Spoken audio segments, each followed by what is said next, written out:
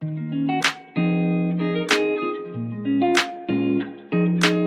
All, welcome back to my channel. आज हम बात करने वाले हैं बैंक्स के स्वीप आउट फैसिलिटी के बारे में। तो जी हाँ, कई बार जब हम बैंक्स में अकाउंट खोलने जाते हैं तो बैंक्स हमसे पूछते हैं, they give us this facility कि आप स्वीप आउट फैसिलिटी लेना चाहते हैं या नहीं। तो इस वीडियो में हम बात करेंगे कि ये स्वीप आउट स्वीप इन फैसिलिटीज़ क्या होते हैं, इसके क्या फ़ायदा है, क्या हम जैसे कस्टमर्स को ये अवेल करना चाहिए या इसके पीछे कुछ और ही स्टोरी है जो हम इस वीडियो में अनकवर करेंगे, और क्या बैंक्स आपका फूल बना रहे हैं इस फैसिलिटी से। तो आइए ये सारी बातें हम इस वीडियो में कोशिश करेंगे कवर करने के लिए।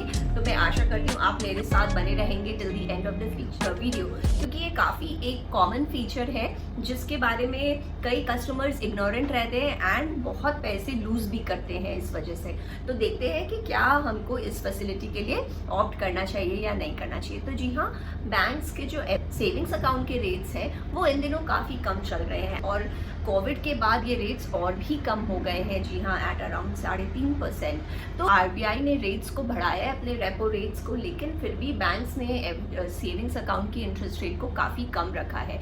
एक तरफ बैंक आपको कम इंटरेस्ट दे रही है आपके सेविंग्स अकाउंट पे, और वहीं दूसरी तरफ आपके लोन्स पे ज़्यादा इंटरेस्ट ले रही है। तो ये जो डिफरेंस है, इससे ही बैंक अपने इनकम कमा रही है। और आप देखें ये कितना ह्यूज इंटरेस्ट का डिफरेंस है, क्योंकि आपको सिर्फ 3.5-4% मिल रहे हैं आपके अकाउंट पे, लेकिन एक तरफ जब आप लोन लेते हैं तो वो 8.5, 9, 10, 10.5 कुछ भी हो सकता है। तो इस तरह ये जो डिफरेंस है 6.5 या 7% का, ये बैंक की इनकम होती है। अब देखते हैं कि ये स्वीप आउट फैसिलिटी क्या होता है। तो कई बार ऐसा होता है कि आपके अगर बैंक में एक्स्ट्रा पैसे पड़े रहते हैं तो ये बैंक आपसे ऑटोमेटेड या पहले ही ये एक तय करवा लेती है कि अगर आपका जो अमाउंट है एसबी अकाउंट, वो अगर एक लेवल से ऊपर जाता है तो जो एक्स्ट्रा पैसे हैं वो एसबी अकाउंट से मूव करके एफडी अकाउंट में डाल देते हैं। इसको कहते हैं स्वीप आउट, यानी आपके बैंक से पैसे निकल के आपके ही एफडीज में जा रहे हैं। तो ये सुनने में बड़ा अच्छा लग रहा है हमको कि भाई अच्छा ही है, आइडल पैसे पड़े हैं। एसबी अकाउंट में तो बहुत कमती इंटरेस्ट रेट है, एफडी में तो फिर भी चलो 5.5-6% मिलने की गुंजाइश है, तो बढ़िया ही है अगर ये मूवमेंट हो जाए तो। लेकिन नहीं, इसमें एक बहुत बड़ा झोल है। सपोज आपके बैंक में अराउंड 1,25,000 रुपए पड़े हैं, और आपने बैंक को ये अथॉरिटी दी है कि 1 लाख के ऊपर अगर जाए मेरा पैसा तो आप एक्स्ट्रा को एफडी बना दो। तो इस इसमें 25,000 का बैंक एफडी बना देती है और आपको 1 लाख रुपए आपके सेविंग्स अकाउंट में पड़े हैं।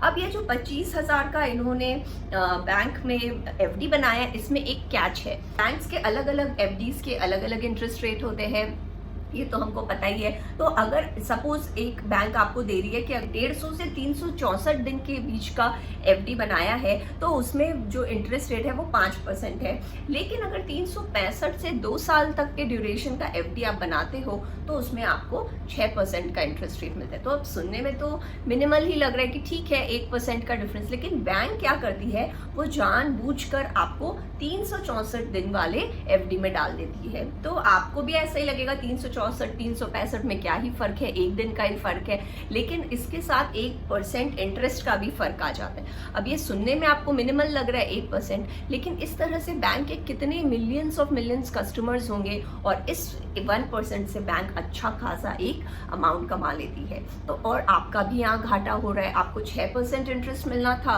ये तो मैंने 25,000 का एग्जाम्पल लिया। अगर आपके पास ज़्यादा अमाउंट है तो आपको उतने का लॉस होगा।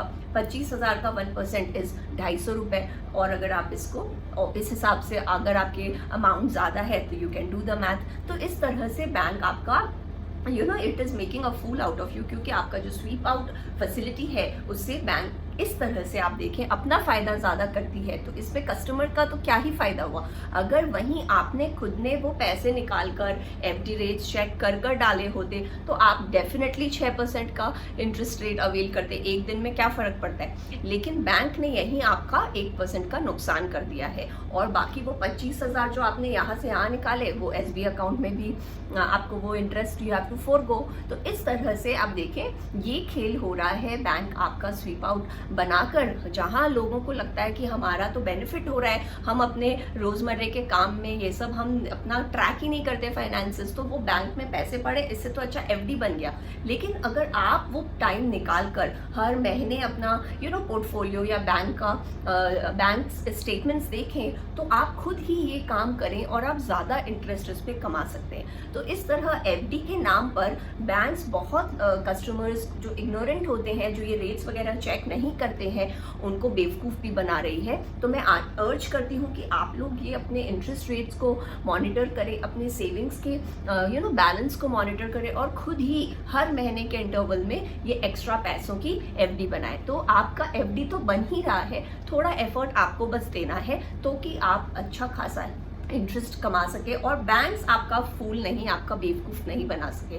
बेटर फाइनेंशियल प्लानिंग के लिए और भी अच्छा रहेगा कि अगर आपके पास आपने एक adequate amount of FDs already है तो जो एक्स्ट्रा सम है उसको आप या तो बॉन्ड्स या इक्विटीज में भी इन्वेस्ट कर सकते हैं। तो इट डिपेंड्स सोनली ऑन यू, आप अपना ये डिसीजन खुद से लें और ना ही बैंक के ऊपर छोड़ें। अगर आपने बैंक पे ये स्वीप आउट फैसिलिटी डाल दिया है तो आपको पता ही नहीं चलेगा, आपके पास एफडीज बनते जा रहे हैं और जो बेटर आपको इंटरेस्ट अर्निंग इंस्ट्रूमेंट्स हैं वो आप अपॉर्चुनिटी मिस कर दोगे। इसीलिए अगर हम इसको रेगुलरली मॉनिटर करें अपने एंड पे तो या तो हम उस हिसाब से अपने एफडीज बनाएं या फिर हम बॉन्ड्स या इक्विटी मार्केट में भी ये पैसे अपने एक्स्ट्रा डाल सकते हैं for future investment, future need purpose.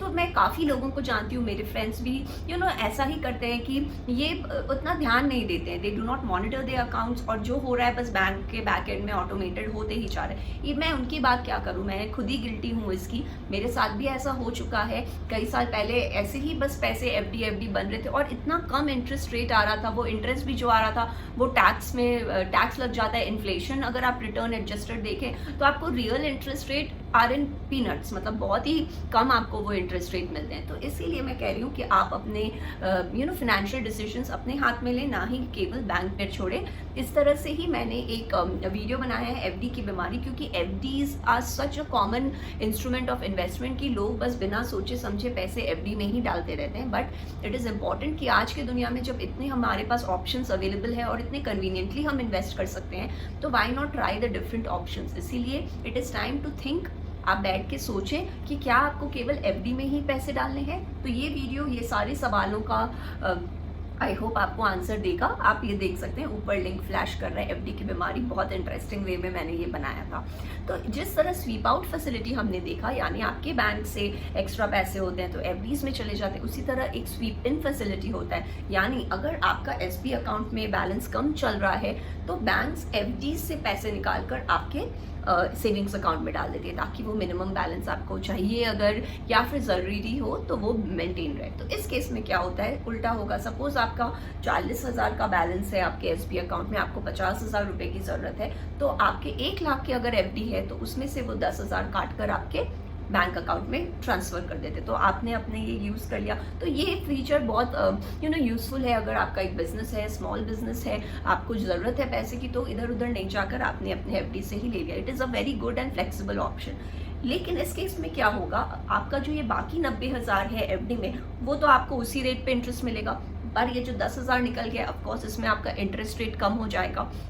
और ये जो स्वीप इन वाले एफडीज होते हैं इसके रेट्स उतने अट्रैक्टिव नहीं होते। तो यहाँ बैंक्स ने बहुत क्लेवरली इसको डिज़ाइन किया है। अगर आप नॉर्मल एफडीज में जाकर पैसे डालें तो इसमें आपको काफ़ी फ्लेक्सिबिलिटी मिलती है, यानी इन टर्म्स ऑफ टेन्योर, आपको कितने दिन चाहिए, इतने महीने चाहिए, इतने साल चाहिए, और उसके जो इंटरेस्ट रेट होते हैं वो भी लुक्रेटिव होते हैं when you compare to the sweep in FDs. तो जी हाँ, स्वीप इन एफडीज के इंटरेस्ट रेट भी कम होते हैं, तो यहाँ पे भी आप लूज ही करोगे एक तरह से। तो इसीलिए मैं कह रही हूँ कि ये स्वीप इन स्वीप आउट फैसिलिटी ये काफ़ी बैंक साथ में भी ऑफर करती है इन अ सेविंग्स प्लस अकाउंट। तो लेकिन सुनकर बहुत हमको अच्छा लगता है कि कुछ एक्स्ट्रा मिल रहा है, प्लस मिल रहा है, लेकिन इधर कुछ कस्टमर्स का बेनिफिट नहीं है। तो इट इज़ इम्पॉर्टेंट कि आप ये सारे डिफरेंसेस जानें and then you do your math accordingly. आपको कहाँ कितने पैसे रखने हैं, आप बैंक के डिस्क्रिप्शन पे ना छोड़ें, बल्कि अपने डिसीजंस खुद से अपने हाथ में लें। तो और एक बात याद रखें कि ये सारे काम जो है ये पब्लिक बैंक्स उतने नहीं करती जितने प्राइवेट बैंक्स करती है। आप देखिए, आप take a note of it कि प्राइवेट बैंक्स ये सारे ज़्यादा फीचर्स इस टाइप के ऑफर करती हैं, क्योंकि इनका जो क्लाइंटल होता है वो भी कॉर्पोरेट क्लाइंट्स होते हैं जिनके पास उतनी टाइम नहीं होती है, and they are more than happy कि चलो मेरे अकाउंट में अपने आप ऑटोमेटेड एफडीज बन रहे हैं। लेकिन यहाँ ये इंटरेस्ट रेट का और फ्लेक्सिबिलिटी का एक चक्कर होता है जो कि आपको नॉर्मल एफडीज में बेटर ऑप्शंस मिलते हैं। तो ये याद रखें कि प्राइवेट बैंक्स इनको ज़्यादा करती है और इस तरह से अपने कस्टमर्स को लूट रही है, ज़्यादा पैसा बना रही है। तो अगर आपका बैंक प्राइवेट बैंक अकाउंट में है और आपने ये स्वीप इन स्वीप आउट ले रखा है तो keep monitoring it, and now you know the pros and cons of it, तो यू आर अ बेटर जज of your investment. So that was all from my side. I would like to say, अगर आपके पास extra पैसे हैं, आपने FDs में डाल दिए, उसके बाद आप कोई लोअर टैक्स इंस्ट्रूमेंट्स में डालें, जैसे आर्बिट्राज फंड्स में डाल सकते हैं, बैलेंस फंड्स में डाल सकते हैं। इनके इंटरेस्ट रेट, इनके जो टैक्सेबिलिटी होती है वो काफ़ी कमती होती है। बाकी अगर आपका एक higher tax income tax slab rate है और आपने 3.5% वाले एफडीज में पैसे डाले, तो आपका जो रियल रिटर्न है वो 2.5% ही आता है। ऊपर से अगर आज के दौर का 6% आप इन्फ्लेशन उस पर डालें तो in real terms you are actually losing out your money. तो जी हाँ, यही वो कड़वी सच्चाई है कि आप बल्कि गेन करने के बदले आपके एसबी अकाउंट से पैसे उसमें डालने की वजह से आप पैसे लूज कर रहे हो। अगर आपका 1 लाख का सेविंग्स अकाउंट है तो आप इसका मतलब हर साल 3,500 रुपए लूज कर रहे हो, और अगर इसको आप कंपाउंड कर दें ओवर द ईयर्स तो आपका लॉस भी कंपाउंड हो जा रहा है। आई होप ये वीडियो आपको, बहुत बेसिक वीडियो मैंने बनाया है, ये एक बेसिक फीचर है बैंक की, लेकिन कई बार कस्टमर्स जो इग्नोरेंट होते हैं, ये छोटी छोटी पॉइंट्स भूल जाते हैं हम, तो इससे हमारा बहुत लॉस होता है और फायदा बैंक का होता है। तो I don't want you to waste your money. So आप ये फीचर ज़रूर देखें, अपने बैंक्स में बात करें, इसको चेंज कर लें। मैंने भी जब आई रियलाइज कि इतने पैसे जा रहे हैं डाउन द ड्रेन, तो मैंने वो स्वीप आउट फैसिलिटी सारे बंद किए और फिर अब हर महीने अपने बैंक्स को देखती हूँ, जितना बैलेंस एक्स्ट्रा है, अब मुझे जो चाहिए मैं एफडीज में डालती हूँ, एक मिनिमम होने के बाद ये लोअर टैक्स इंस्ट्रूमेंट्स में डालती हूँ, या चाहें तो आप बॉन्ड्स इक्विटीज में भी डाल सकते हैं, जैसे आपकी मर्जी। आपका पैसा आपकी मर्जी, why should bank take the most of it. So that was all from my side. I hope you like my video पसंद आए तो उसे लाइक करें, मेरे चैनल को सब्सक्राइब करें और दोबारा ज़रूर से आए। I hope to see you again. मैंने assets allocation is a very important and a very basic feature of your portfolio management. तो मैंने एसेट एलोकेशन पे एक वीडियो बनाया है, अगर आप इंटरेस्टेड हैं तो ऊपर लिंक फ्लैश कर रहे हैं, उसे ज़रूर देखें। सब्सक्राइब करने के लिए नीचे जो ग्रीन लोग दिख रहे हैं आप उस पर क्लिक कर सकते हैं। मैं आशा करती हूँ आपका दिन शुभ